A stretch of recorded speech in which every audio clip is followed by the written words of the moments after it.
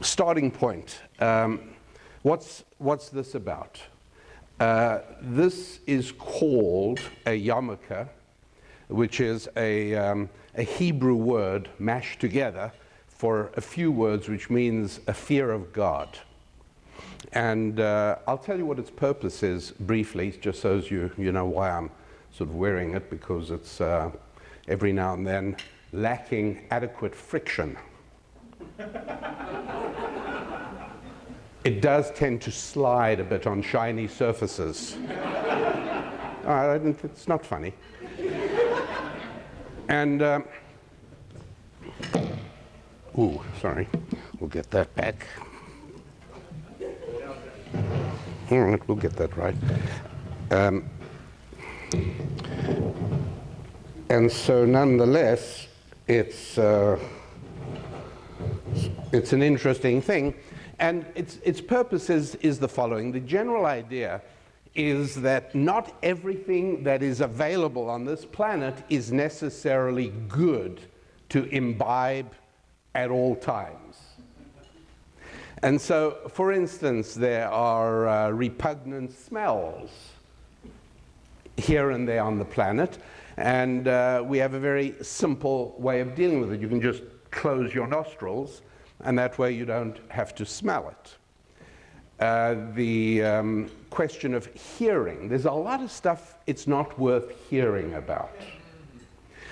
Most specifically, by the way, is gossip about somebody else. Because even if people come up afterwards and tell you, you know what you heard yesterday about John, it's not true. It doesn't make any difference. Indelibly marked on your soul is what you heard about John. And it impacts your relationship with him down the road. And so it's best not to hear any gossip about other people. Well, what do you do when people start talking? Well, the good Lord created us with a nice little device. The bottom part of the ears, you just have to fold them up that way. And, well, does that mean you don't hear what's going on? No, it doesn't mean you don't hear, but it does mean you have set a filter in place. You're saying to yourself, I don't want to hear. So at that point, even if some of the sound leaks through past your earlobes, it doesn't matter. You have registered your formal spiritual discontent with that information. A lot of things not worth seeing. Heaven knows there are certain things we shouldn't see, particularly men. There's a lot of things we shouldn't see. That's all there is to it. It can do nothing but bring dissatisfaction. So what do? Well, it's very simple. That's why we have eyelids. You just shut your eyes, that's all. Easier said than done, but at least the mechanism is there. The most dangerous thing of all is speech. Just because we have the ability to convert spiritual thoughts and ideas into vibrating air molecules that translate into words and thoughts in somebody else's head, just because we have that ability doesn't mean that anything we think of should be said. As a matter of fact, I think it's safe to say that most of us in life have got into more trouble for things we have said than things we never said. Right? And so for that, we're given two blockages, teeth and lips. You're about to say something, you run it through your built-in detector, and you say, nah, probably not, clamp down the teeth. You really want to say it, clamp down the lips, there's a good chance you'll be able to suppress it. And that's what that's for. So we sort of covered all these senses, and that leaves one more dangerous one, and that is thought. And for that, there is not a built-in blocker. Well, people say, I can't help what I'm thinking. Yes, you can. And it probably lies at the heart of so much we want to try and cover today. It's one of the reasons, by the way, that the Ten Commandments has a rule. Commandment number 6 is you mustn't steal things. Right? Excuse me, number 8, you mustn't steal. Okay, fine, I get it. I mustn't take things that belong to you. But then along comes number 10, which says I mustn't desire, covet, or want something that belongs to you. So why don't we just respond to God and say, hey, I can't help what I think. I like the guy's car. That's all there is to it. I'm not going to steal it because I know there's an earlier commandment that says don't steal. I just want it. That's all. Destructive. Because it stops you from realizing that there's a whole lot of stuff that we think that we should stop ourselves from thinking. Envious thoughts, just part of it. Some of the most destructive thoughts are self-doubt. And if you grow up believing you can't help what you think, then you really start believing that you can't help what you think. And nothing could be further from the truth. We can absolutely help what we think. We can absolutely make ourselves think good thoughts and stop ourselves from thinking negative thoughts. Negative thoughts, very destructive. We'll look at that a little bit later. But anyway, this thing called a yarmulke, Jews wear merely as a reminder that the hardest one of all is controlling what you think. Controlling what you see, controlling what you hear, controlling what you say, controlling what you smell, all of that can be done. But controlling what you think is, at one and the same time, the most important and the hardest to do. It's a reminder because it impacts so much of our lives. And that's really where we want to dive in here, I think. Many of you I am meeting this time today for the first time. Many of you I've also had the chance to meet elsewhere in Kansas, in Mexico, even in Minneapolis, some people. So it's really great to meet new friends and to get together with old friends as well. And I just want to say that I am here, and I want to emphasize this. I'm here not as a hired gun. And I'm not here because I have to sell books and products. If those books and products are not going to be of any profound and real service to you, then please give my wife Susan a cheery wave as you walk right past. That's not why we're here. And I make this clear in most places that I speak for. I really only speak in places and for organizations that I believe in. You should know that. I've spoken for Nordstrom. I've run programs for them because I believe in their mission. I believe in what they're trying to do in terms of customer service, that incredible emphasis on service. And every company that I speak for is a company that I feel proud of identifying with. So I just want to make clear that you understand my role here at Living Wealth. I'm not in any way embarrassed about the fact that I'm here for the day because I think it's important, and I'm proud to be associated with it and part of everything that is happening. And so it means a lot to me that you're all here as well. Now, I also recognize, and I don't know, but I recognize that in any large group of people, there's got to be a whole lot of people who are passionate and positive about a mysterious and majestic volume that has shaped Western civilization for a few thousand years called the Bible. But there are also probably a whole lot of people who are not. I recognize that. We live for the first time in 2,000 years in a time where the country is filled with intelligent, educated, sophisticated people who truly do not know whether the word Leviticus is an aftershave lotion or a book. And I accept that, that's fine. Because I speak to audiences made up of people who do regard the Bible as an ultimate source of wisdom, as well as speaking to people who are completely oblivious and abysmally ignorant about the Bible. It just doesn't matter. I was once, years ago, on a platform with Mario Andretti. I don't know if that name means anything to people, but one of the greatest drivers, one of the greatest race drivers that ever existed, ever lived. A fantastic driver and a very, very entertaining speaker as well. And he used to make the point that you don't necessarily have to want to drive a racing car to learn valuable lessons from Mario Andretti. Because in one way or another, everybody reaches a point in their lives where they run out of fuel. Everybody at one time or another hits a wall, hopefully being able to walk away from it. At any time, you've got competitors creeping up behind you. At any time, you're trying to get ahead and beat your time. The lessons are the same. The principles are fundamental. And so that's why it made sense for people to hear Mario Andretti. And I explain the same thing to audiences that I have, that where I get the lessons from isn't that relevant to you. I am going to express where these principles come from because I don't want to be under false pretenses. I don't want you to think that I'm a genius, although the ideas I'm going to tell you are mind-blowingly brilliant and genius. I don't want you to think that I possess any kind of special, profound insight, although the ideas you're going to hear from me are incredibly profound and incredibly insightful.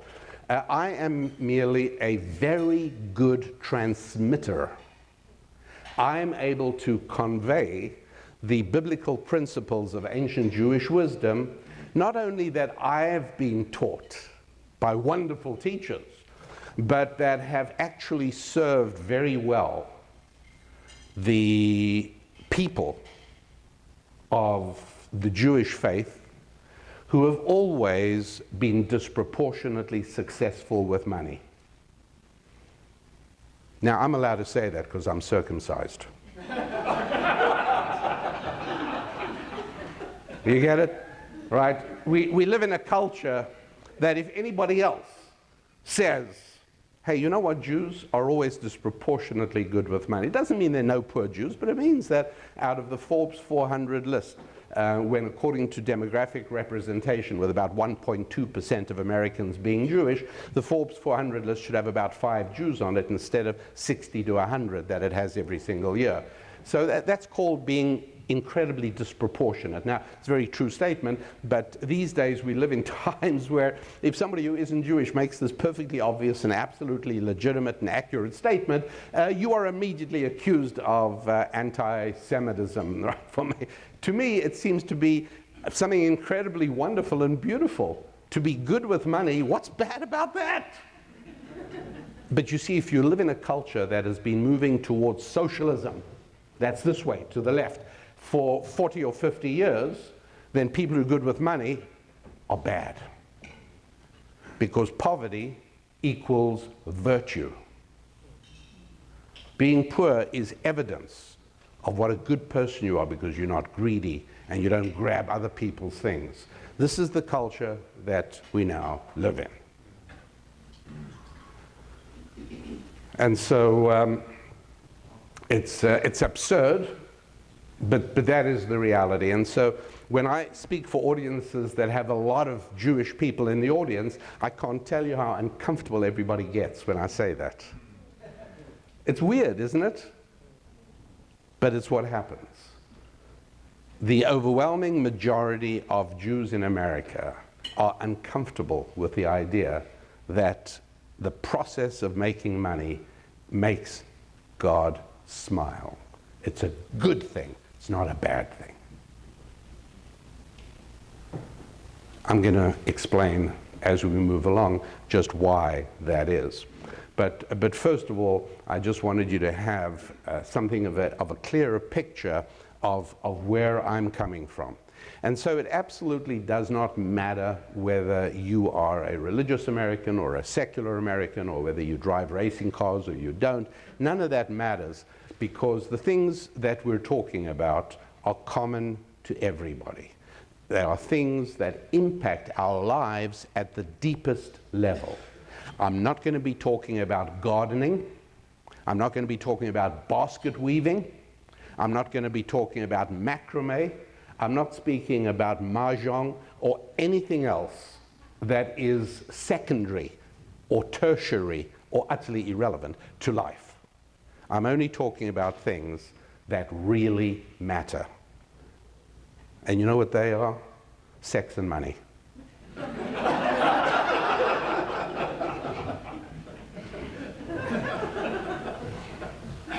I can't understand why it is that I say the most serious things and people laugh. Why? But all right, fine. So let's, background-wise, I should tell you that in the early 1600s, there was a rabbi in Amsterdam. His name was Samuel Palash. As a matter of fact, he was the chief rabbi in Amsterdam in the 1600s.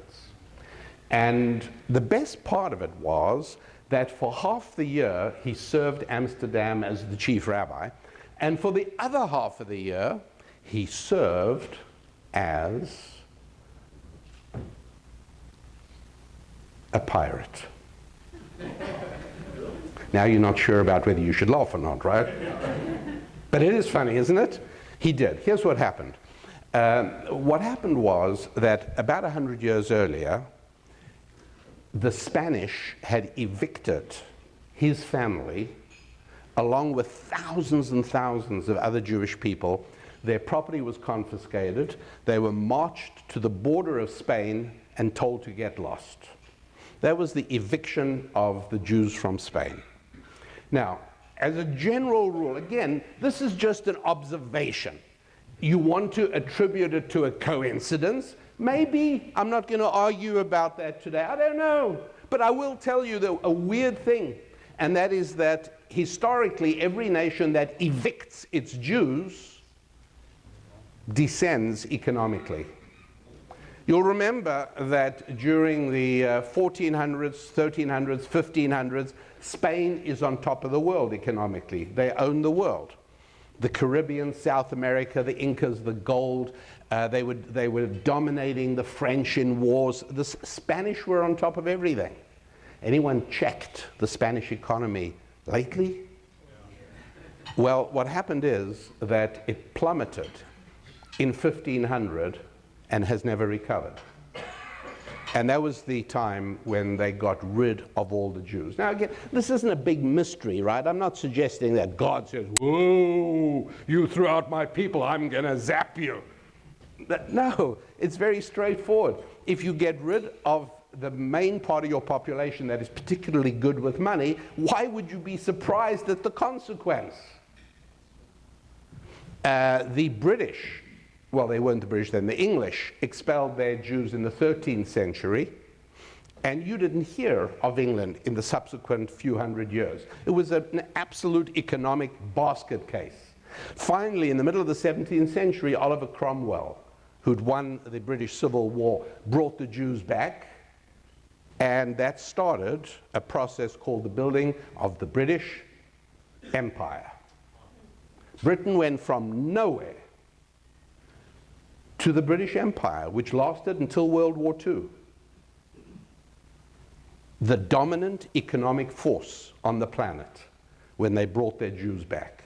Again, I don't think that this is any sort of big divine mystery that God looks down from on high and says, oh, they're being nice to my people, I'll send them a few doubloons. I don't think it works like that. I think it's really very simple and very straightforward. You know, if a bad guy steps out of the 20th floor window of a tall building, he plummets to the ground. You shouldn't say, oh, I knew God would eventually punish him. No, because when good guys step out of that same window, they also plummet to the ground. That's the rule. It's called gravity. The general rule is that it seems that the Jews have a special ability with money. Right? It's just the truth. I know it makes a lot of people uncomfortable, but it's the truth. And so all we've got to ask ourselves is, what is that because of? Is it because of circumcision? If so, a lot of guys would prefer poverty, obviously. You know, what is it? Is it because of Jewish food? Like, you know, a special kind of Food, no, it's not that either. So, what is it? Is it that Jews constantly rip everybody off and so they prosper? I have to raise that one because a lot of people think it. And even the Oxford English Dictionary uses the word Jew as a verb, as in to Jew somebody. And I treated this very seriously. In the research I did, I actually interviewed hundreds of people, not Jewish people, mostly Christian people, who'd had many, many, many years of experience doing business with Jews. And what I found out was exactly what you'd expect, which is that the bad apples among Jews is about the same number as the bad apples in any other group. There's bad apples in every group. But the world is too small to go through life ripping people off, because there's such a thing called reputation. Right? And reputation is everything. When Chrysler originally bought the Jeep brand, it had been run into the ground. The Jeep brand came to prominence in World War II, building the Willys Jeep. And when Chrysler bought the Jeep under Lee Iacocca, they paid a lot of money for it. What did they get? How many factories do you think Chrysler bought when they paid a lot of money for Jeep? 0. There were no factories left. How many machines? How many tools? 0. Nothing. What did they buy? Reputation. The reputation. That's all. That's all. It's a spiritual value. And so the idea that you can prosper in life through ripping people, your reputation goes and it's all over. So no, that doesn't work like that at all. And so what is it? What was the secret of the Jewish people? It's very simple. Could it have been intelligence? Well, that was an easy one to test. Easy, because all I had to do was take a look at the standard Bell distribution graph of intelligence. And the way it looks, if the graph was up here on the stage, it starts off down here, where percentage of the population and intelligence, and what you see is it goes down low and then comes up to a peak and then runs down low all the way like that. Standard curve, looks like a bell. And what that tells us is that at the super high intelligent rates over here, there are very few people. The percentage of the population that occupies that zone of super high intelligence, very small number of people. How about at the other end? Very low intelligence. It's also a small number of people, like Forrest Gump. And most people at this end do not make a lot of money. Forrest Gump, you'll remember, was actually a movie. So most people at the very low intelligent end are not able to function in any way. There's just not that many of them, fortunately. How about at this end, the super high intelligent? You know where those guys are? They're working on the faculties of universities. And anybody who's in the financial services industries knows that there's nobody worse with money than university professors. It's true. Super high intelligence doesn't work. It's a real drawback. So much so that super high intelligent people who learn to conceal that do okay.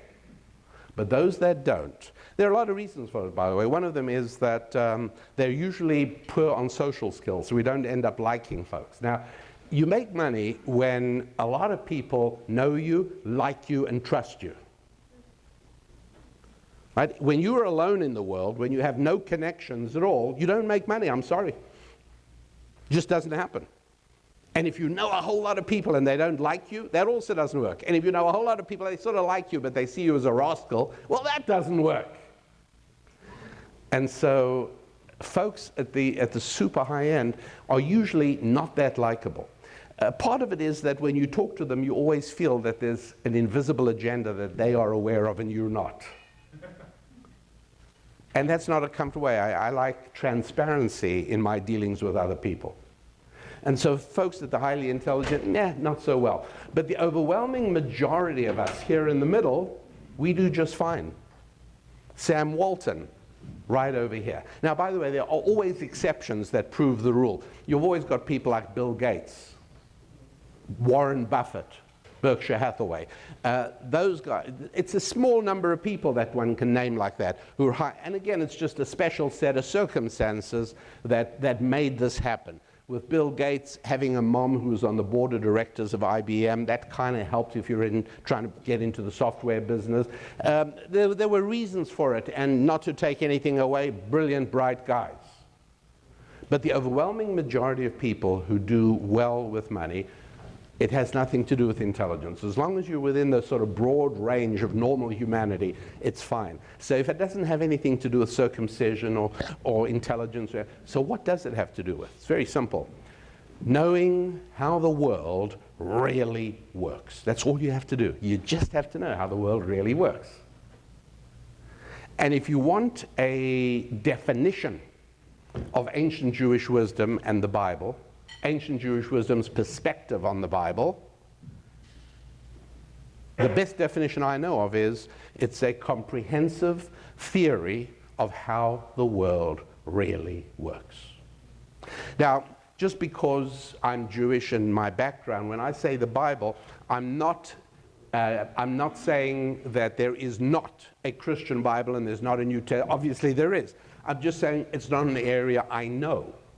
All that I have been taught has been the Hebrew Scriptures. That's just what I know. And you won't be surprised, if you think about it, to note that in the Hebrew Scriptures, there's an incredibly large amount of conversation about sex. All right. All right, a little less enthusiasm there. In the Hebrew Scriptures, there's an incredible amount of information about money. And not a single one of those hundreds of money references is bad. Now, love of money, right, we all know, a different story. But money itself, okay. And so it's the source of this information. Why are Jews disproportionately good with money? Because they are disproportionately good at understanding how the world really works. And that information has been part of the entire internal spiritual structure and educational foundation of how Jews have lived for a very, very long time. And so Jewish children are educated and taught from the youngest years about things that many times folks who have zero religious background never hear about. These things become completely normal and natural when it comes to children. I'll give you an example, and this has shocked audiences when I tell this, but I have to tell it anyway, and I apologize in advance for anything that I say that offends anybody. I'm really sorry, but no, I'm not really. No, because being offended doesn't mean that I did anything wrong. It just might mean you're too thin-skinned. When somebody says, "Oh, I'm offended," hey, tough cookies. Now, if you want to talk about it like an adult, by all means, let's talk about it. You tell me what I said that is not true, or what I said that, and then we'll talk. You know, if I said something untrue, or if I expressed something in a bad way, and I'm culpable for having put out bad feelings there, I'm sorry, I apologize.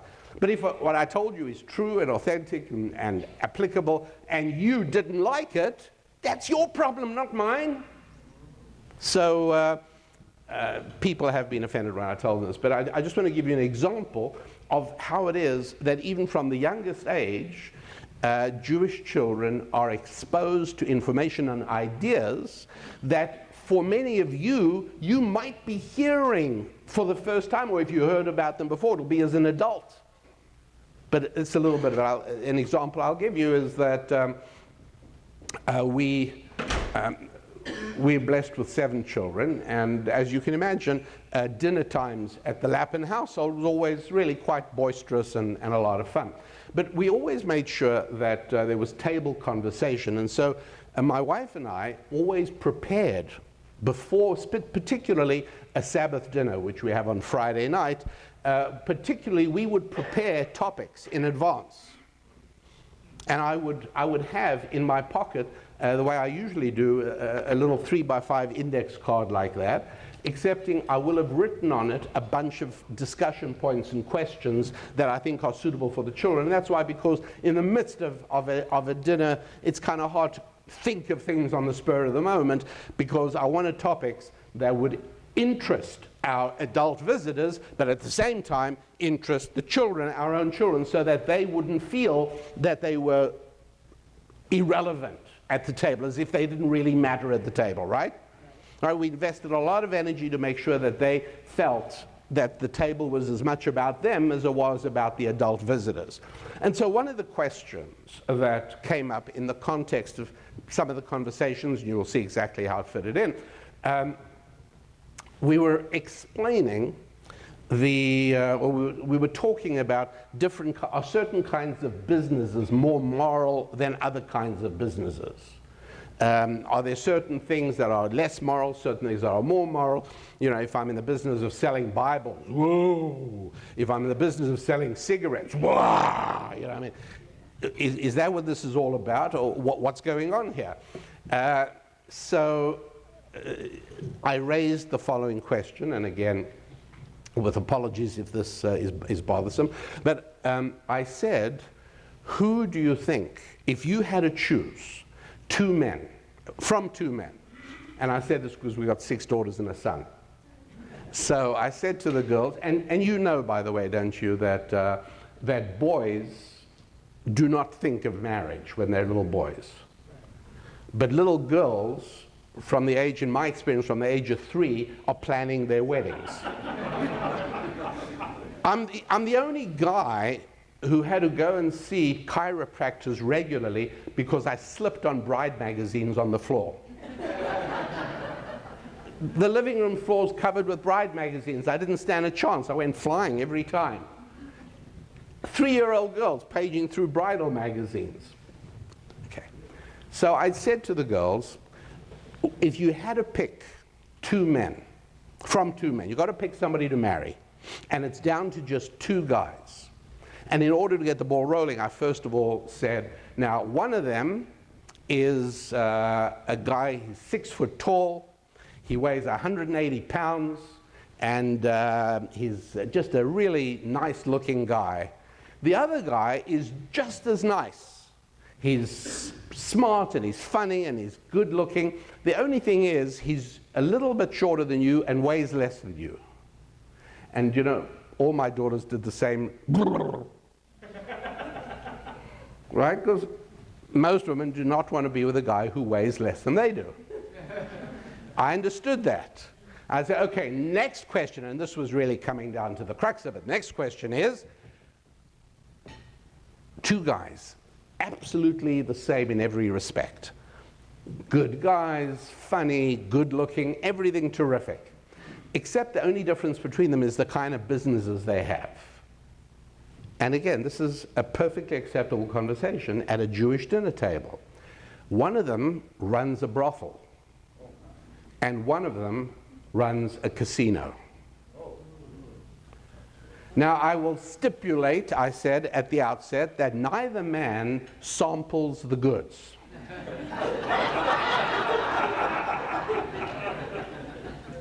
This is strictly business. And so the question is, who, based on nothing but that information, and you absolutely have to pick one of them to marry, who's it going to be? When you think about it for a second, and they thought about it for a while, and then they had little whispered consultations between them. And then eventually they all sort of looked at the oldest girl, and I think they sort of assigned her the task of being the spokesman for the group. And here's what she said. This gives you an idea. These are not exceptional children. They're perfectly normal children, excepting they've been raised with ancient Jewish wisdom. You get it? And the oldest girl says, Daddy, I know it sounds funny, but I think we should rather marry the guy who owns the brothel. And I said, you are absolutely correct. And now the big question is why? She says, well, I've heard you explain many times that one of the definitions of an honest business is that the experience, the transaction, is something that the customer would be happy to repeat. So I said, well, explain more. What do you mean? She says, well, it's very simple. If we stop a customer on his way back to the car after a night gambling in the casino, and we say to him, would you like to come back next Monday night for exactly what happened tonight again? And he'd say, well, I am coming back next Monday night, and I like it here, but next Monday night I want to win. I don't want to lose. And she said, no, it's got to be exact. Would you be willing to come back for exactly the same? No, I don't want exactly the same experience. Now she said, we go to a customer on his way back to his car from the bunny ranch, and she says to him, excuse me, sir, this is for a school survey I'm doing for 5th grade. Would you be willing to come back next Monday night for an exact repetition of the experience you had tonight? What does the guy say? Of course, that's what I'm planning. And so therefore, you can tell that the first business, the brothel, is an honest business. You may have problems with it of an aesthetic nature, but it's an honest business. Wow. Whereas the casino is intrinsically dishonest. Wow. In the casino, one outfit, one side of the transaction lost, and the other side won, gained. On the brothel transaction, both sides got exactly what they wanted. That's the difference. Okay, so these are, what I've just told you now is, I mean, it's very profound. It's a funny story, but when you think in these terms, you begin to think about money in a very different kind of a way. It's really important. And so when I go back to the eviction of the Jews from Spain, when you get rid of the majority of your population that really understands money, why would you be shocked that the country goes under economically? America, the greatest engine of prosperity in the history of the world, is it because of America's Jewish population? Actually, I think this is an exception. I think it's because the founders of America were Christian. And for them, the Bible was a roadmap. What is more, here's the most fascinating part of all. Most of the founding pastors, the early colonial pastors in America, knew Hebrew. They knew the Lord's language. And so they had access to much of the ancient Jewish wisdom. And so certain principles were put in place in the United States of America that today we take for granted, right? In God we trust. That's a very interesting phrase. And if you talk to people who've never been in America and you say, hey, you know what, in the United States, there's a phrase, I'm going to tell you the phrase, you must tell me where it appears, I'll give you a clue. Every American has the chance to see this phrase several times a day if he wants to. Okay, fine, what's the phrase? In God we trust. 9 out of 10 people would answer, oh, it must be on the walls of churches. Must be painted on the walls of churches, I guess. I mean, where else would such a phrase belong, right? And it makes no sense. You know where it is? Not on the churches. On the currency. Why? Because of ancient Jewish wisdom that they knew at the beginning of this country. And that is that when you take away faith, you kill the currency. Do you understand? What do I mean by that? To take away the faith, you kill the currency. Well, let's imagine that I were to inform you that the unfortunate duty falls to me to tell you of some sad news. While we've all been in here, some information came through to me saying that at 3 o'clock this afternoon, a giant meteor is going to strike the planet and end all life on Earth. And I'm sorry to have to give you this information. But on the positive side, we've all had a pretty good ride. And also, you don't have to feel bad. It's not as if the Mormons are the only ones. Everybody's going, right? Baptists, Jews, we're all in this together. We're gone at 3 o'clock. Bad news. But by the way, at that point, I'm going to say, you know what, there's not much point in continuing a discussion on building wealth, right? So I'm going to end this and let you out right now. You run right away to your broker and you ask him the value of your portfolio. What do you find out? What's the answer? Well, try and sell it and see what happens. How about your house? You got some nice real estate. You want to know what it's worth? Try and sell it. What are your holdings all of a sudden worth? Zero. As a matter of fact, if you want lunch, the restaurant will probably be shut because nobody's interested in taking your money. It's worthless to them.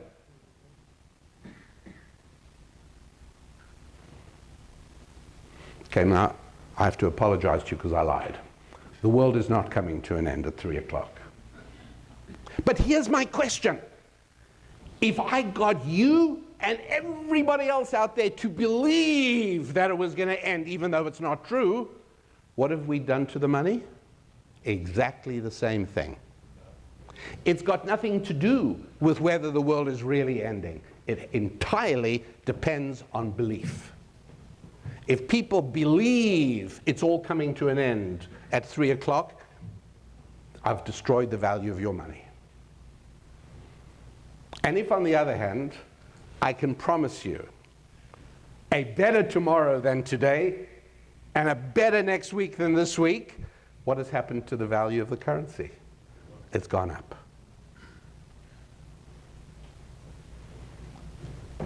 A secular viewpoint says we're nothing but material. A secular viewpoint is very death-focused, because there is no such thing as eternal life. This is one of the reasons that no secular country or society has ever built a viable economy. And China is a recent, very recent exception because of their adoption of obvious Western principles. But up till then, Soviet Union, Cuba, Romania, wherever you went, whenever a secular society was established, it was associated with hardship and poverty. No money. Societies that have functioned and made money, only societies that are, well, Bible-based, really. You think about this. Again, never intending to be disturbing or offensive in its own sake. It's just that we live in a time where certain truths are deemed offensive. We have a word for it in America that's called politically incorrect.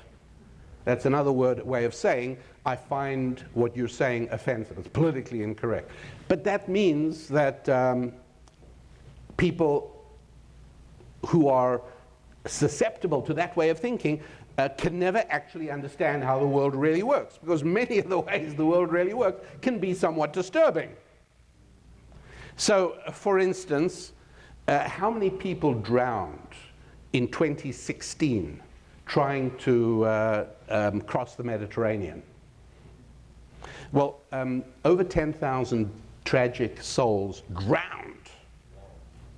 And those were bodies that were found. How many drowned without being found? We don't know. Probably a whole lot more. These people who drowned in the Mediterranean, how many of them were trying to get from Africa to Europe, and how many of them were risking their lives in leaky little boats trying to get from Europe to Africa? And I think we all know the answer. Everybody was trying to go from Africa to Europe. Nobody was trying to get into small boats to try and get to Libya. And if you say why, And I'm an African American, by the way. I just want to clarify that point. I was born on the African continent and have nothing but incredibly fond memories for the people I grew up with. But the fact is that there's not a lot of money in Africa. There's a whole lot of money in Europe. And so people think, well, that explains it. Do you know why everybody drowned trying to go in that direction, but nobody? Well, because that's where the money is. Yes, I know, it's true. But all that does is postpone the question. Why? Why is the money there, not there? Answer? I'll save you a lot of research time. There's a lot of books. Niall Ferguson, Samuelson, Jared Diamond. There's a lot of books out there, all struggling to find a way to explain this without telling the true answer of why Europe has the money and Africa doesn't. Why Europe has the money and Saudi Arabia, other than the oil, right? Take away the oil and there's nothing. Why is it that Bangladesh in Asia, no money, Europe, yes money? And they've all struggled. Well, it's the weather, it's the climate. You can't say resources, can you? Because Switzerland has no resources, Holland has no resources. So, you know, what is it? And they all struggle to escape having to give the right answer. And the right answer is that when we think of Europe, oh, by the way, here's one of the horrible reasons they ignore the question in university campuses. The fools think it has to do with skin color. Yes, they do. They think that, and they don't know the mechanism, but the reason universities are petrified of this question is because they're frightened that it means that white people know how to make money, but people with different colors, no. It's insanity. You've got to really be an idiot to think things like that. I mean, and the proof is obvious, by the way, because, you see, it so happens that European culture was built on the Bible. Now, a lot of people today don't fully understand that. But something very profound happened in the year 1450. More profound than the arrival of the internet 18 years ago. Do you know what happened in 1450? Who? Gutenberg invented something called the printing press. Up until that point, if you wanted a book, even my book, if you wanted a book, you would have had to pay, let's see, since you'd have to pay for a scribe to copy it from an existing version of that book and copy one for you, and it takes, you know, half a year or a quarter of a year to write a book. You've got to figure out you're paying the expenses, the living expenses of a fairly educated person for at least a quarter of a year. So figure that out, right?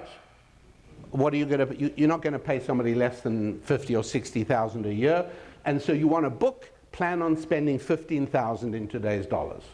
Not surprisingly, there were not ordinary people with libraries. Gutenberg changes that and makes it possible for each and every one of everybody could just have a book. What is the very first book that Gutenberg prints? I'll give you a clue. It's not the Vienna Telephone Directory. The very first book that he prints is called the Bible. Now, to many sophisticated and educated Americans today, that seems insane. Why print some ancient volume? Because they don't understand the role that that ancient volume played in the emergence of Europe as this powerhouse of the world for hundreds of years. It was the Bible. That's what this is about. And it wasn't just the Bible, but in 1500 came something called the Protestant Reformation. And there's a very big difference between Catholicism and Protestantism. I'll tell you one of the differences. One of the differences is that Protestantism says you need to study the Bible. Catholicism says the church will tell you what's written in the Bible. And so all of a sudden, starting from about 1500, Europe, that had been not particularly well developed at that point, all of a sudden, Europe acquires Jews who'd been thrown out of Spain. They moved to Italy, they moved to Holland, they moved to England, they, later on, 100 years later, they spread out through Europe. But the other thing that happened is people began to be Protestant, and they learned to start studying the book. And what's more, the printing press 50 years earlier flooded the continent with Bibles. All of a sudden, everybody could have a Bible and read it. This was brand new. And of course, everything changes. And there are very real world differences to this, you know. Take a look at the difference between Holland and Belgium. Same kind of people, same lack of resources, same lousy weather. Everything is the same between Holland and Belgium, with one difference. Holland is the economic powerhouse of Europe. You may have heard of a little company that supplies petroleum called Shell. Its actual name is Royal Dutch Shell. You might have heard of an electronics company called Philips, and thousands of other companies, all Dutch, all from Holland, all from the Netherlands. How about, have you heard of any companies based or that grew up in Belgium? No, because Belgium is an economic basket case. They've become bureaucrats, and they make chocolate. And it's not even that good. That's about, oh, and waffles, by the way, waffles. That's it. What is the difference between Holland and Belgium? There's only one difference, and this bothers secular academics no end. The only difference is Holland is Protestant, Belgium is Catholic. Because how you view the Bible and the lessons you take from it really matter. Now, it doesn't matter if you personally take them from the Bible or you take them from somebody who tells them, but as long as you get those principles, you're ahead of the game. How about North Ireland and South Ireland? North Ireland, economic powerhouse, factories are there. Think of Belfast.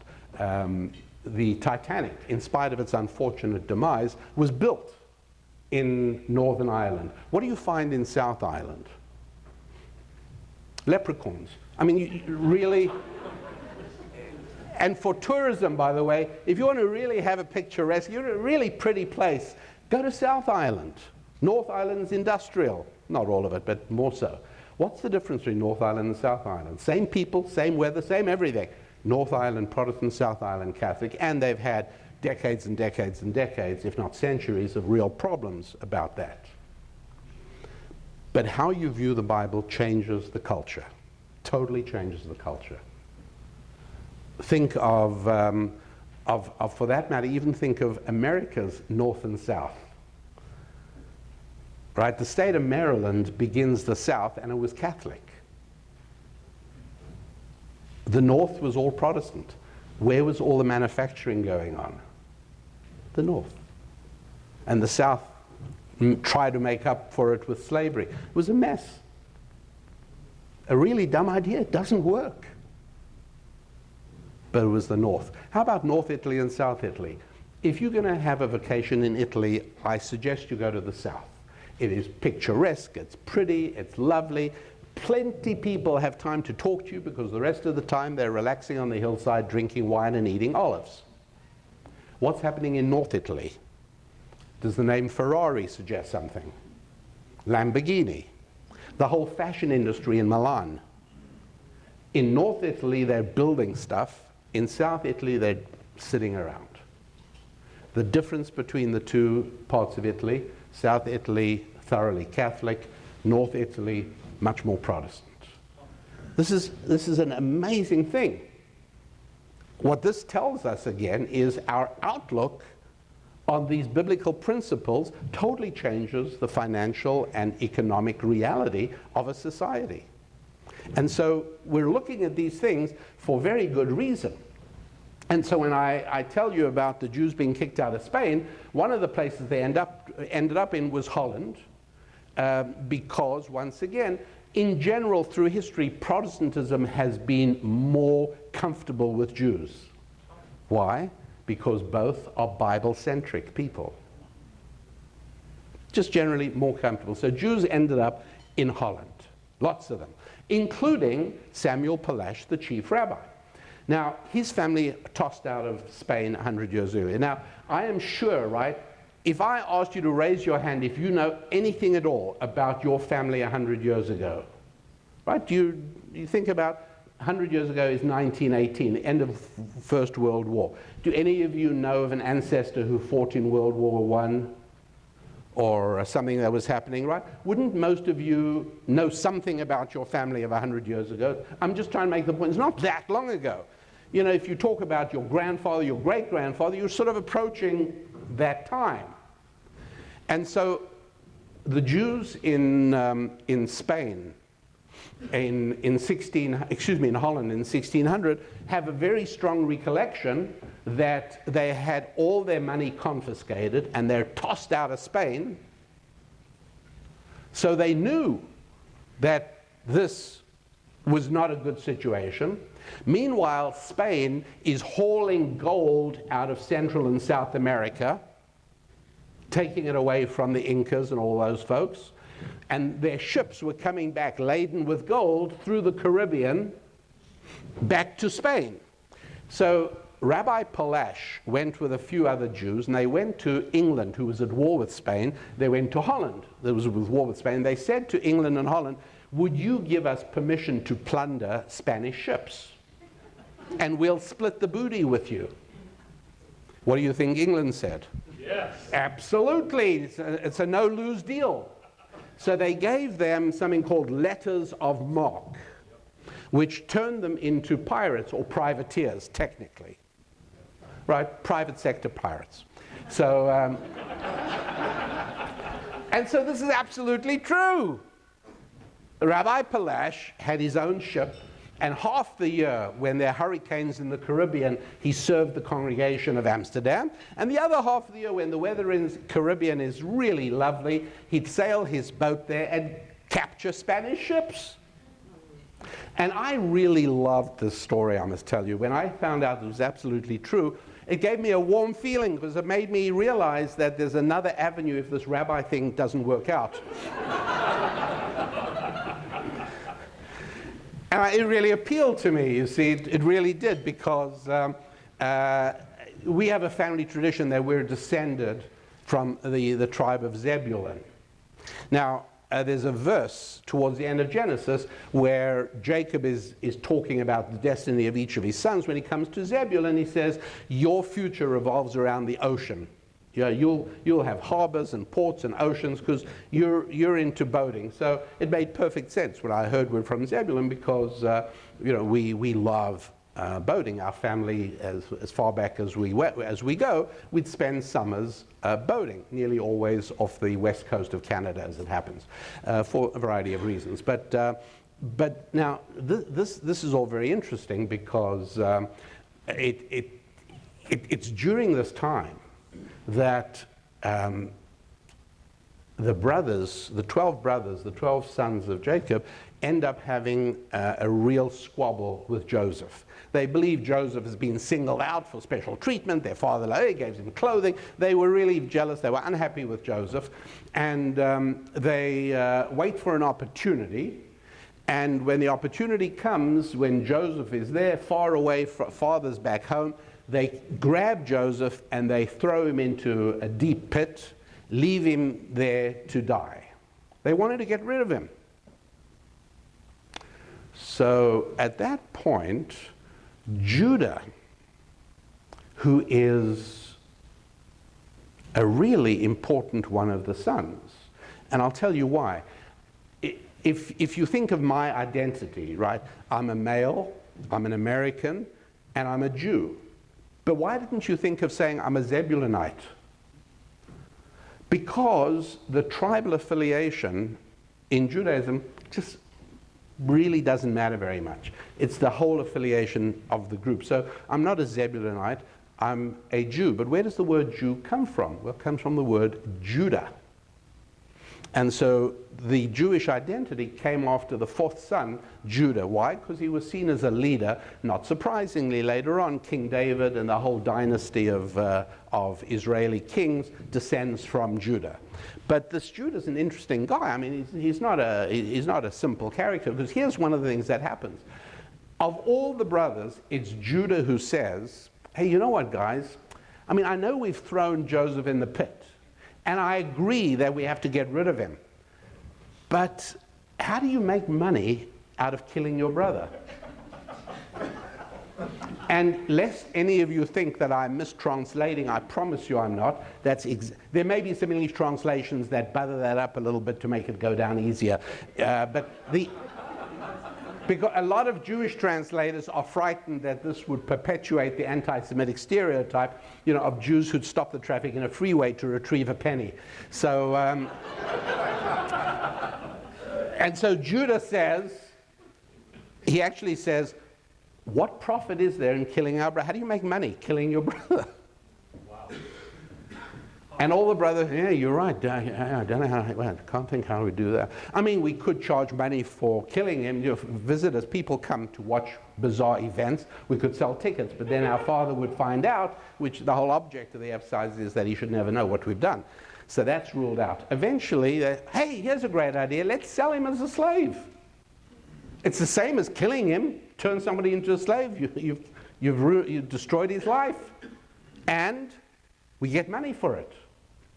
So they sell him to a group of Arabs that carry him off to Egypt. And then, miraculously, through a sequence of events, he doesn't die. He actually rises to great heights. But the brothers then kill a goat, and they take Joseph's coat of many colors, and they take it back to Father Jacob. And they use a phrase, very specific phrase, that only appears twice in all of the Hebrew scriptures. Do you recognize this? That's the phrase. Do you recognize this? And ancient Jewish wisdom says it was Judah himself who said to Father Jacob, hey, we found this. Do you recognize it? And Jacob said, oh my God, it's Joseph's coat covered with blood. Obviously, some wild animal killed him. And that's how it's left. When is the next time that this phrase, do you recognize it, is used? Funnily enough, it's Judah again. And this is the case where Judah stops at a crossroads one day and spends the night with a prostitute. Now, when we're teaching our kids Bible, we don't skip over awkward sections. That was when we covered what a prostitute is. So when that conversation at our table cropped up later, they understood. That's all. Now, we didn't necessarily go into absolutely every single detail, but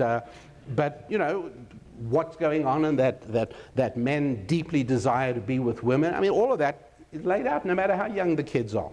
And so Judah spends the night with a prostitute. He has no idea that she's really his former daughter-in-law, Tamar, and she gets pregnant.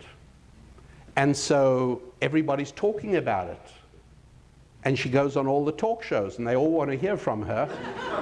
Well, same thing. Everybody's asking her, so who made you pregnant? And she says, well, the man who made me pregnant didn't have any money on him, so he gave me his signet ring and his walking stick. And he promised to come back and redeem them and give me money for them, but he never came back. So here are the stick and the signet ring of the person who I had sex with. Do you recognize it? And Judah stepped forward and said, she's right. It was me. Terrible humiliation. It set him back in his life for a number of years, but eventually he recovered, and eventually people admired the fact that he stood up and owned it. And then Judah goes on to great things. The principle over here is really very, very helpful, which is that Judah recognized right away that phrase, do you recognize this? He realized this was exactly the same phrase he'd used with his father many years earlier. And so by using the identical Hebrew phrase, identical words, Scripture is giving us this idea that we make the mistake sometimes of thinking that when things happen, they got nothing to do with anything that happened earlier. And instead of that, One of the principles is constantly trying to interpret the chain and the links in the chain that tie together various causes with various effects. Or to put it in ways that I think each and every one of us can understand, look, if somebody has, God forbid, somebody has health problems, right? These things happen. The reason is genetic. It's something in your family. It's something. These things happen. Nobody judges you. It happens. How about if somebody just has a kid that goes wrong? Mr. and Mrs. Capone, nice Italian family living in Chicago, and they end up with Al. And Al showed such promise as a boy. He was in the choir at church. He was a good boy, I tell you, Judge. Things happen, you can't tell with kids. Things happen. Nobody ever, for the most part, other than in cases where there's just flagrant neglect, for the most part, if parents have trouble with kids, we understand that these things happen. But when it comes to money, today's money problems are always the result of yesterday's bad decisions. That's all there is to it. Very painful to acknowledge, hard to hear, but absolutely true. Today's money problems are the result of yesterday's bad decisions. Understanding the links and understanding those principles, well, understanding them earlier is better than understanding them later. Understanding them later is better than not understanding them at all. Now,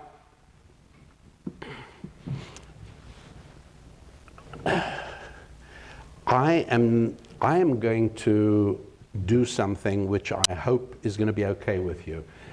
Because we've got a lot to get through in this session, I am not going to pause for a break now. That means that every now and then there are going to be people who, just to stay comfortable, are going to have to get up and leave for a few minutes, or stretch your legs, or go to the bathroom, whatever it is. Please do not hesitate. Do not make yourselves uncomfortable.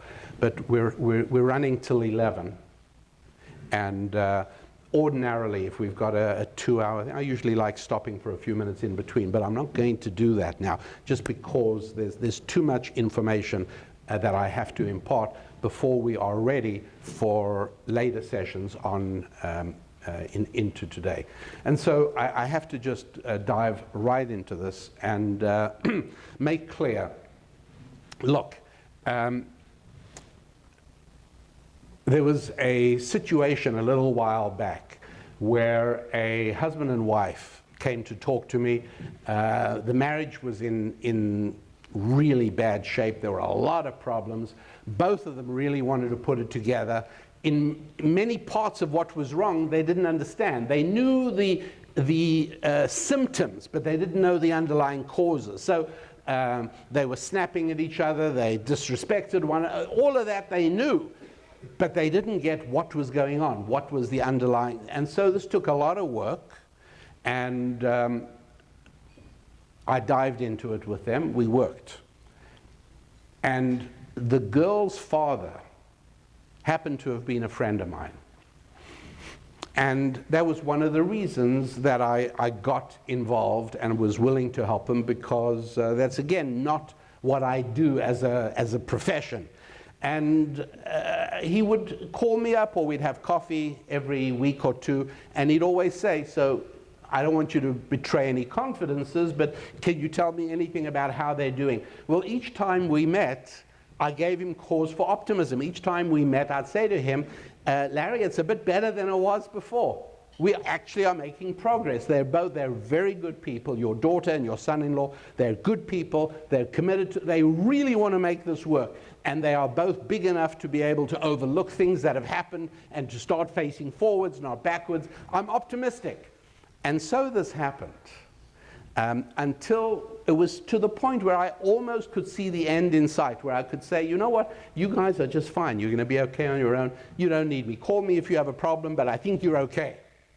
We were just about at that point where everything fell apart. All over. Gone. And there was nothing I could do. It was so quick and so complete. And they were divorced within a very short period of time. I was shocked. And I knew there had to be an explanation here that was beneath the surface. I wasn't seeing it. And the next day I had coffee with Larry, and I said, it's all over. He said, what? I said, it's all finished. It's over. Just your daughter's going to be divorced very, very soon, and there's nothing I can do. He said, what went wrong? I said, I haven't the faintest idea. I said, I'm going to do my best to get to the bottom of it, but I don't know. And I said, Larry, when last did you see your daughter? And he said, yesterday. So I said, so you saw her? Yes. He says, yes, I see her very often, twice a week. We sometimes have lunch or whatever. And so I said, okay, you saw her yesterday. I see them this morning, and it's all over by this morning. Did anything happen? No, he says, nothing happened. I see my daughter regularly. We get together. I said, please walk me through lunch. Okay, walk through lunch. I insisted on being told absolutely. Did the waiter say anything? Did you? What? Everything. And he's walking me through lunch step by step. And I say, what did you order? Oh, okay, fine. And then, end of lunch, he said, and then, then that was it. We finished lunch. I said, yeah, but what happened then? He said, I said, what normally happens after lunch? He said, well, we have a hug and we each carry on with our day. I said, is that what happened yesterday? He said, yeah. Well, he said, wait a sec. We first of all stopped off at my bank. I said, really? What's that about? He said, it's something I've been wanting to do for a long time. I didn't want to deal with it while they were having troubles. But since you told me that everything was pretty much going to be okay, I took my daughter to the bank, he said. And it's a very simple thing. He said, I'm a careful guy, and I want to make sure that my children are taken care of. He's got a son and a daughter. He said, I've set up 2 deposit boxes. He said, I don't, when the time comes, I don't want my children to have to deal with probates and wills and lawyers and everything. So there's, obviously my real estate holdings are going to be dealt with that way. But he said, I put in the box, each one box for my son, 1 box for my daughter. I put a lot of gold coins, and I put a lot of bearer bonds, and a lot of cash. Because that way, if everything else goes wrong, I know that my daughter and my son will still be able to be just fine. And he said, I gave my son the key to his box a little while ago, and I wanted to do it with my daughter. I didn't see any reason not to get that done. And I said, Larry, through no fault of your own, you destroyed it. Really? Yes. Because money is an intrinsic part of a marital relationship. It's inescapable. And you all of a sudden removed the financial dimension. Now, most people in the culture out there would say this is a very good thing. It's wrong. No woman should think of staying in a marriage for financial reasons. If she doesn't love him, she should get out. She'll have a better life alone. This is what people say. But people are mostly wrong on that. The money is a reality, which is why it is that on my radio show, in speeches and appearances, I would very often ask my audience, how many of you could tell me of a marriage you know of where the wife hugely out-earned the husband? And now I want you to tell me, how long has that marriage lasted? And whilst I'm sure there are exceptions, I haven't become aware of any yet. When wives hugely out-earn husbands, it doesn't work. Well, if men and women are exactly the same, why should it matter? Well, because they're not exactly the same. There is a difference. But wait, I've got to explain this. This is not so simple. Anybody remember a Robert De Niro, Anne Hathaway movie called The Intern? In a nutshell, De Niro becomes a senior citizen intern to Anne Hathaway, the founder of an internet company, and her husband is they can't decide whether to call him a home dad or a stay-at-home husband or whatever it is, but Her husband stays home and takes the kid to play dates with all the other moms, and she is making huge bundles of cash at her internet firm. Well, the movie, which, by the way, I saw on an airplane a little while back, the movie then shows her husband starting an affair.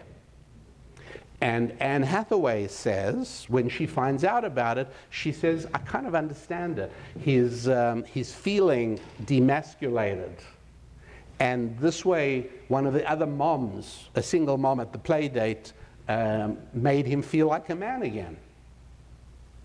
And she offered herself, and he grabbed. She said, I kind of get it. And I think to myself, fantastic.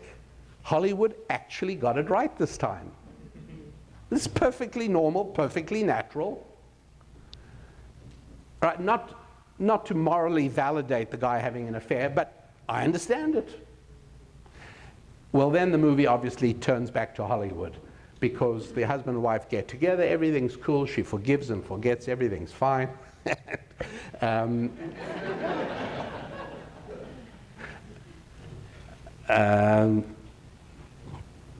Look, I mean, all I can tell you is that in a similar situation, heaven forbid, my wife would adopt the Lorena Babbitt School of Marital Therapy.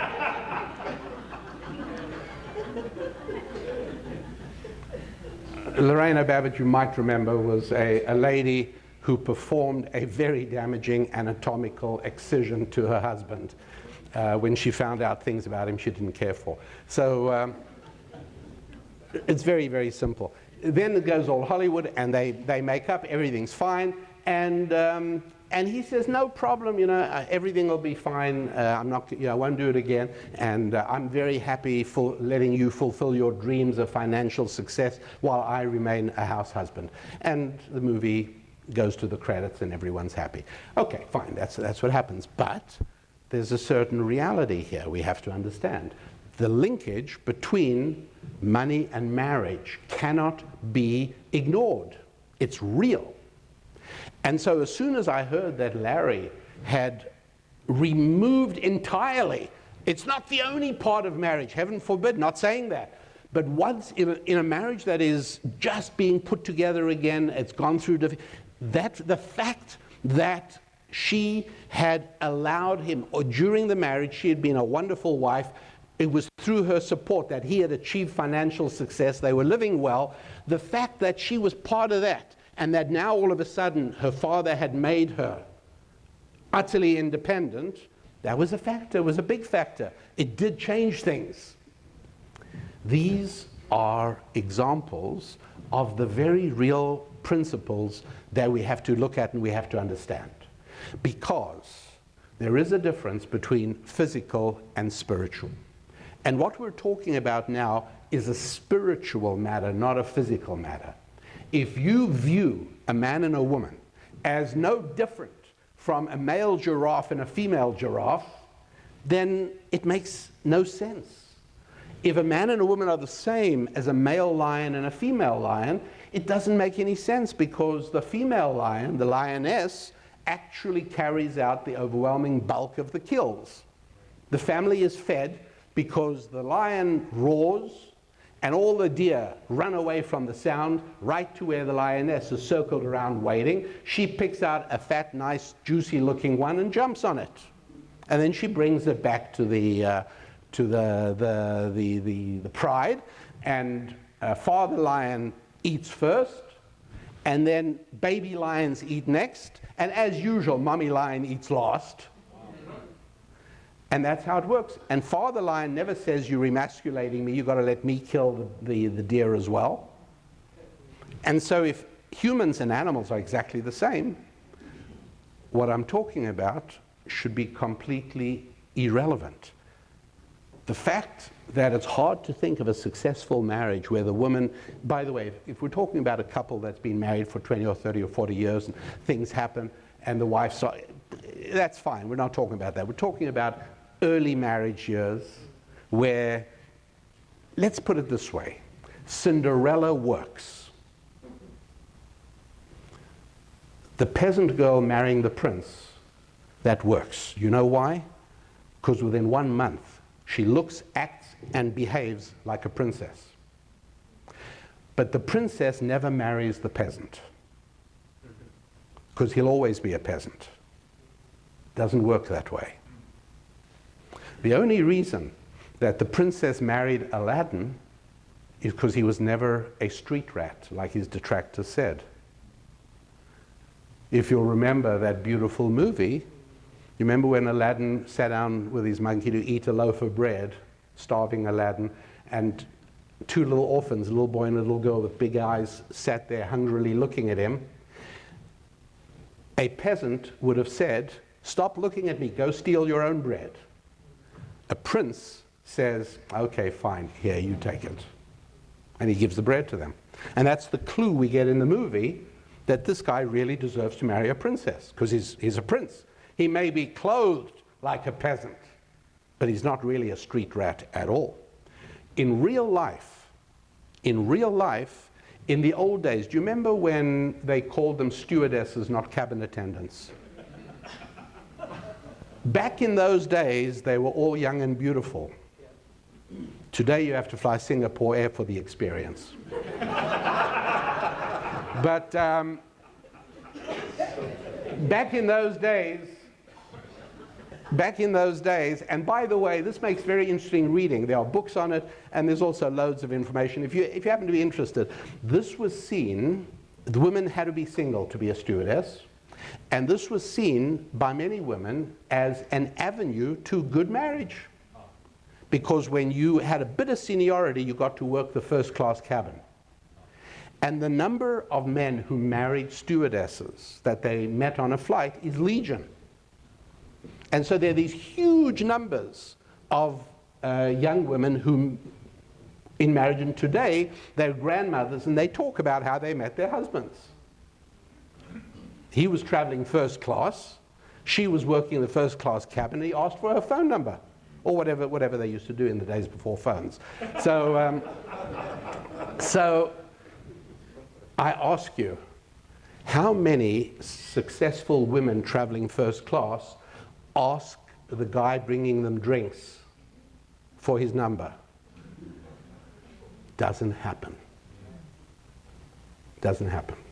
It doesn't work that way.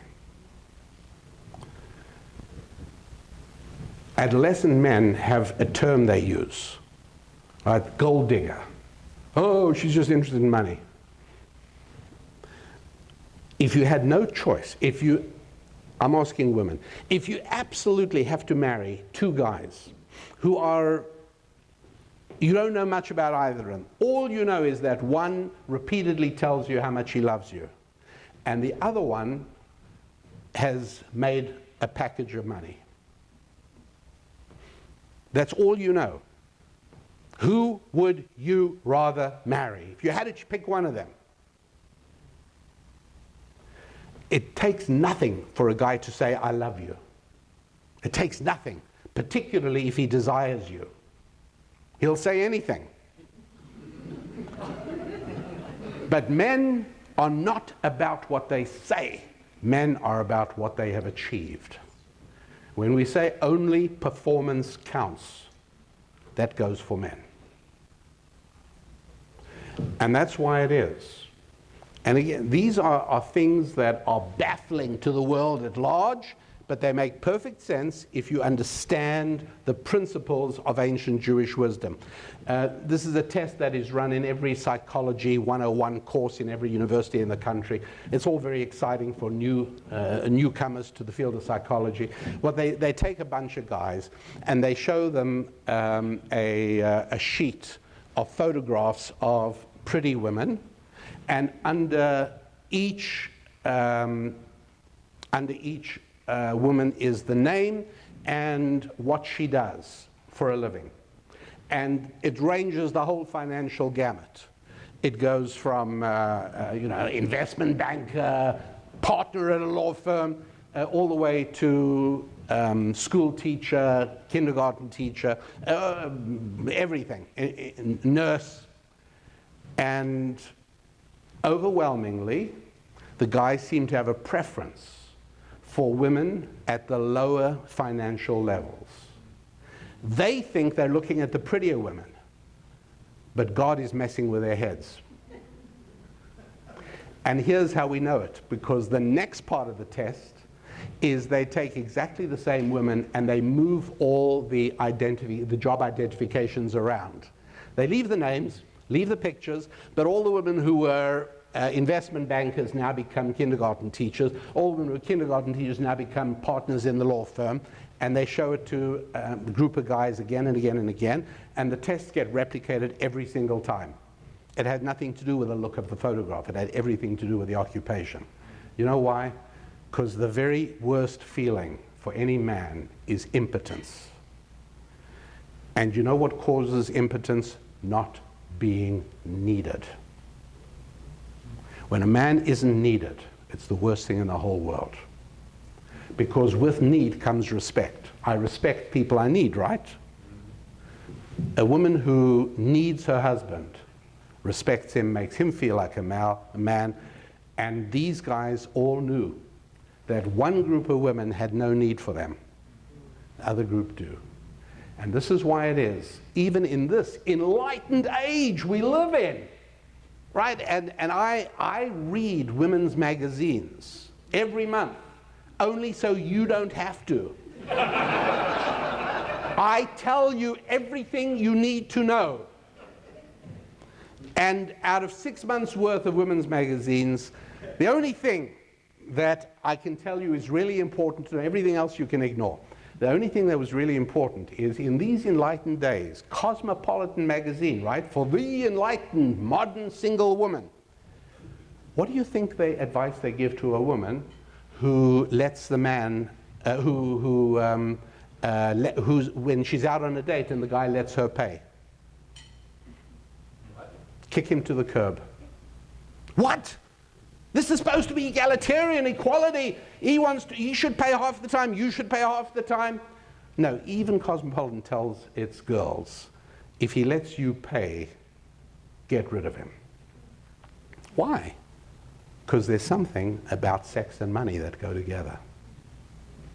When I say sex and money, I'm really talking about marriage and money. I'm talking about family and money, right? Because I'm here because I got two grandfathers who a bunch of years ago got together, and they, not with each other, but they got together with a woman, and they said, you know what, the world really needs a Daniel Lapin.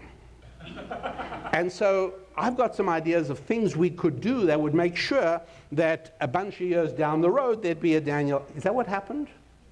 No. I have two grandfathers who wanted to have sex with two ladies. That's what happened.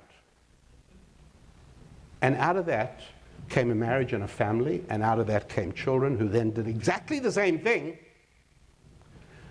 God has two ways for human beings to connect with one another: sex and money.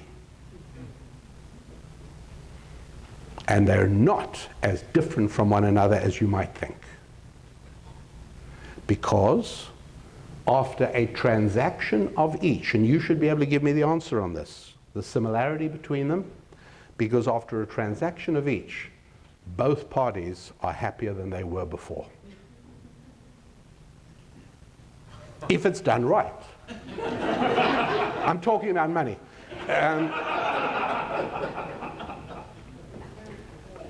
If a transaction is done correctly, both parties are happier than they were before. Right? Right? I buy something in a store. Right? The example I like giving usually is, any of you heard me talk about the sneakers with red lights in the heel that flash when you walk? Right? I go to the store and I give over $20 and I finally get what I've been looking for ages. Pair of sneakers with red lights that flash in the heel. Very hard to find in my size. And I finally find it. And I walk out of the store, and what we've got to ask ourselves is now, not using GAAP accounting, not using generally accepted accounting principles which have been set in place as a result of lawsuits and political activity and so on, but in real life accounting, we've got to ask ourselves, how much is that pair of shoes worth to me? And the way to do it is to conduct a thought experiment. You come to me and you say, Lapin, you just got a pair of shoes. How much did you pay for it? I said, $20. And you say to me, you know what? That guy in the store, he's got your money. I tell you what, we'll give you $20, you'll have your money back, and we'll take the shoes and give them back to him. What do you say? I know what I say. Are you crazy? It's taken me weeks to find it in my size. I'm not going to give it back to you. He says, all right, how about I give you $25? Forget it, you're out of your mind. 30? How about I give you twice your money, $40 for your pair of shoes? I might start wavering, right? Because my mother didn't raise an idiot. At some point I'm going to say to myself, you know what, maybe I could go and I'll find, I mean, to make 100% on the money in an hour, all I've got to do now is go look for another store. But when he ups it to $50, I grab the deal. Now we know that that transaction of me purchasing the shoes changed my financial statement by how much? $30. I'm $30 richer than I was before. Because I value, to me, I won't accept anything less than $50 for a pair of shoes that I paid $20 for. It doesn't matter. I did that transaction because I ended up happier than I was before. I would much rather have these shoes than I'd have the $20. So I'm happy. Well, now you're baffled. I mean, you thought the storekeeper exploited me because you're a socialist. You thought the storekeeper exploited me by taking my money. But I'm very happy, so that you must have been wrong. Clearly, I exploited the storekeeper by taking his shoes. So you run to the store and you say, Mr. Storekeeper, I saw Lapin walk out with a pair of shoes. Would you like me to bring him back so you can get your shoes back? Just give him his $20, he'll give you the shoes. And the storekeeper says, are you crazy? I'm in the business of selling shoes. I'm happy that that pair of shoes is no longer in inventory and it's on the shoes of on the feet of a customer, right? And I don't know exactly what the margin in retail footwear is. I have no idea, but I imagine the guy probably paid $10 to the shoe manufacturer, to Nike, and it's been in his inventory at $10. Now it's been replaced by $20. He's better off by 10. I'm better off by 30. Basically, our community has just made $40 in profit. And if the United States Mint does not now issue $40 of new fresh currency, they're making a mistake. They're causing inflation, deflation. Because the amount of money that has to be issued has to keep pace with the transactions that are being done. It's very hard to calculate and do. There are ways, but bottom line is, a transaction makes both parties happier than they were before in money. And obviously, the same thing has to be true in a male-female relationship as well, obviously. And that's why it is that God filled us, and again, by the way, I don't know your backgrounds, but I say God because that's my connection with reality. It's how I understand the principles I'm sharing with you. But if you want to say evolution, I don't care, it doesn't matter. You can say whatever you like, you can believe whatever you like, but the bottom line is, we are created in such a way so that whether we are man or woman, on a sexual basis, we actually care as much, if not more, about the other person's satisfaction as our own. Isn't that weird? You'd have thought that, a guy, as soon as he's got his jollies, that's it, he's done. But no, he'll sometimes say things like, was it good for you? Like, who cares? Well, actually, we guys do. That's why knowing how important it is to know that we are leaving you better off after the transaction than before, that's why it is not entirely unknown for women to fake it. And it's perfectly understandable because they recognize how important it is for the man to know that he didn't just take something, he gave something as well, and vice versa. That's how it works. It's exactly the same. I'm focused on customer service. I might get home late for dinner with my family because there was a customer who needed me to do a repair job on his car or his computer or whatever business I'm in. What do you mean? Like, don't you care about having dinner? Yeah, sure I care about having dinner, but I care more about pleasing another human being. Well, you're doing it to make profit. That doesn't invalidate the action. The issue is what I did, not my motivation. We make a mistake of thinking motivation is important. It isn't. Would you rather have, like I have, a wonderful neighbor? I mean, one time my hot water tank burst. We were away boating on vacation, and we came back, and everything had been dried and cleaned, and the tank had been repaired. Our neighbor was the one who saw the water pouring out, fixed it up. One time we drove off on a family outing, leaving one of our children behind. When you've got 7 kids, it happens. It really does. I'm sorry, it happens. We try to do a count-off to make sure everyone's in the van, but it happens. So we were like 6 miles up the road before somebody said, "Where's Miriam?" And somebody else said, she's asleep under one of these seats. We have a big van. No, she's not. Oh, we left her home. Turn around. Where's Miriam?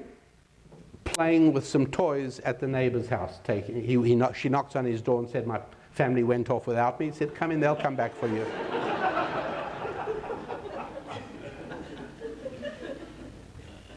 Now, it so happens, between you and me, this neighbor, I don't think he cares too much for Jews in general. I'm not sure that in his heart he loves me. But his behavior, I'm so grateful for. It's beautiful. Now, here's another kind of neighbor I could have ended up with. This neighbor loves me in his heart. Really loves me in his heart. But he killed my cat, keys my car, and kicks my kids. Action's no good, but boy, does he love me.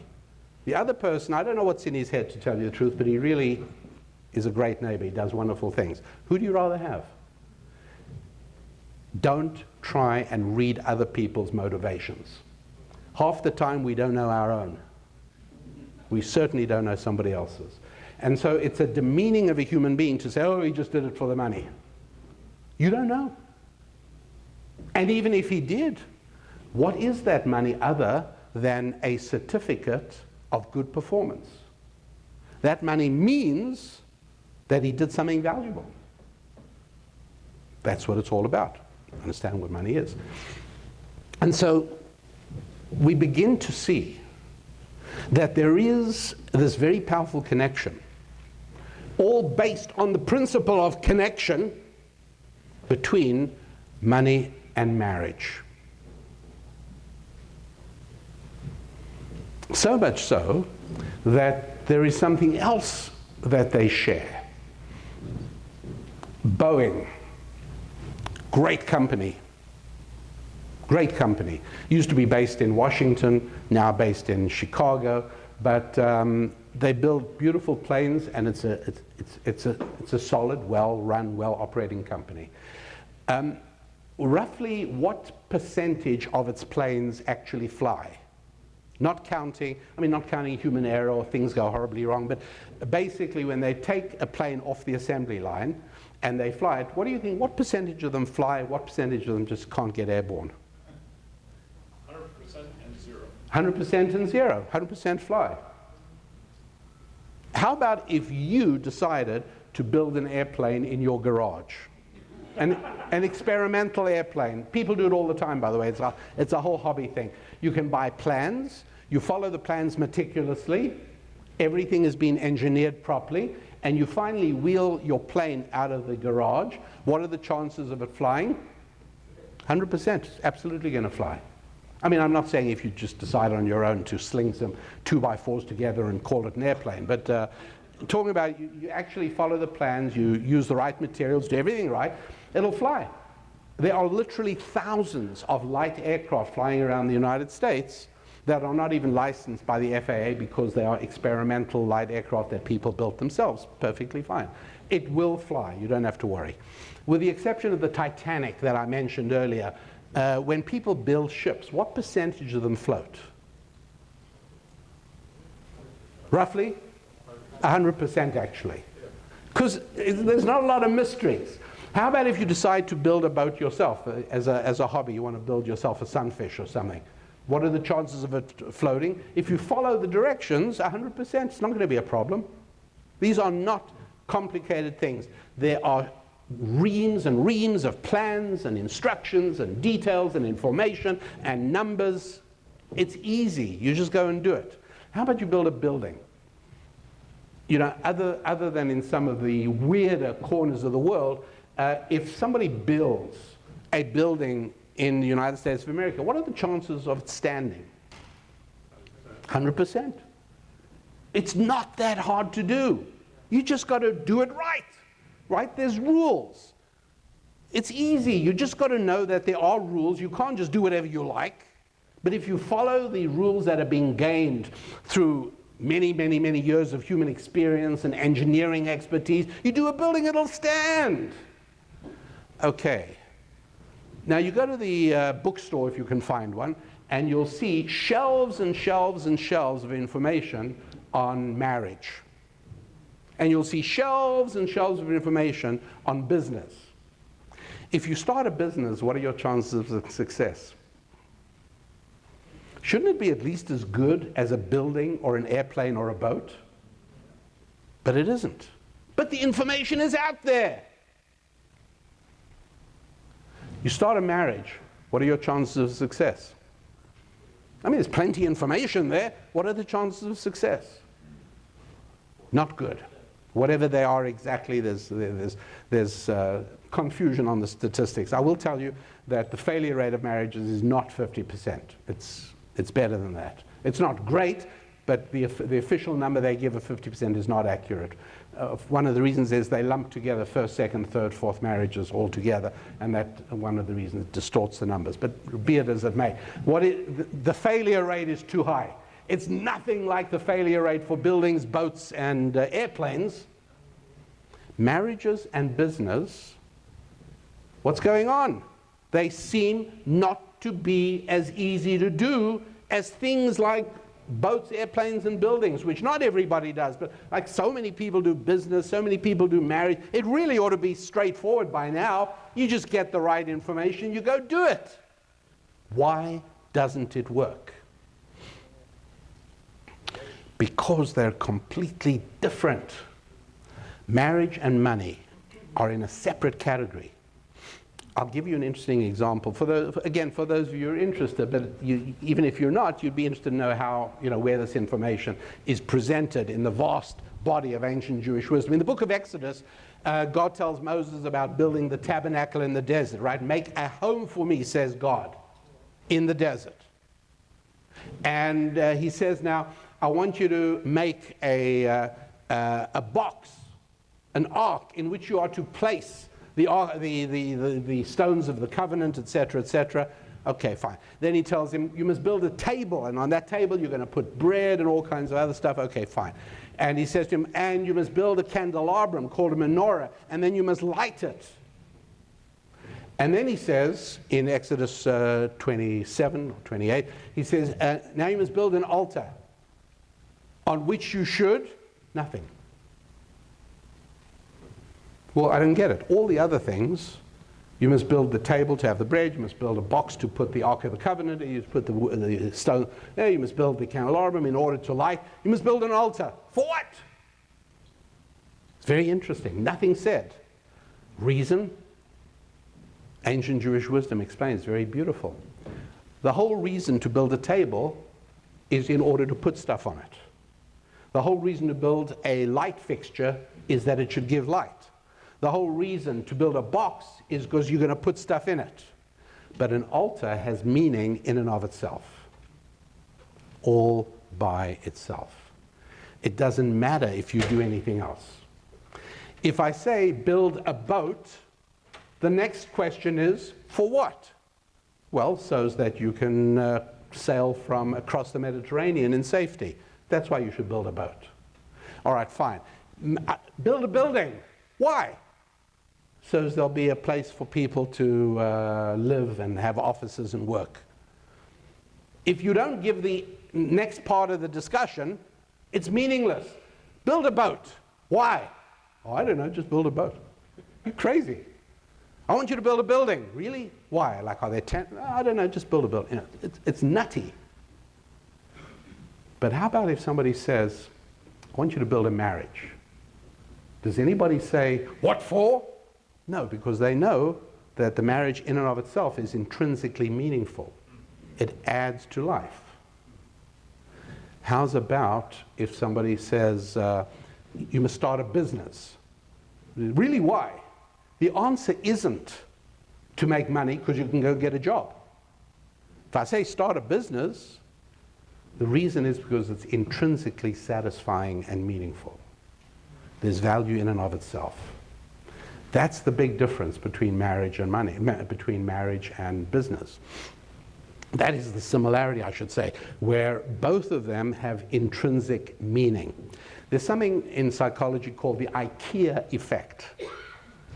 There's a social economist called Dan Ariely who wrote a book about this. What's the IKEA effect? The IKEA effect is that we all get incredible pleasure out of things we build ourselves. So it's not just about shipping the components for your new bookcase in a flat box. It's that IKEA realized from the outset that people will have a special attachment to things that they built themselves. And they ran a bunch of interesting tests about this, again, checking how much people value something they built as opposed to something exactly the same that they didn't build. We all tend to value the things that we created ourselves. That lies at the root of our feeling towards our children. They're not just children, they're children we brought into the world. Changes everything. A marriage is like that. A marriage, a relationship between a man and a woman, is something that the two of them create. And it's not like a boat where when you build a boat it's built, or like a building, it's building, it's built, it's built. But a marriage is never built. It always requires building. You start a business. Are you done? No, that's the beginning, not the end. It's constant. And so these two things, in terms of the legacy we leave, whether it's family or finance, the two are much more closely linked than we'd think. And building one along with the other is what enables each one to work more effectively. And that, my friends, is as far as we can go for this first introductory opportunity.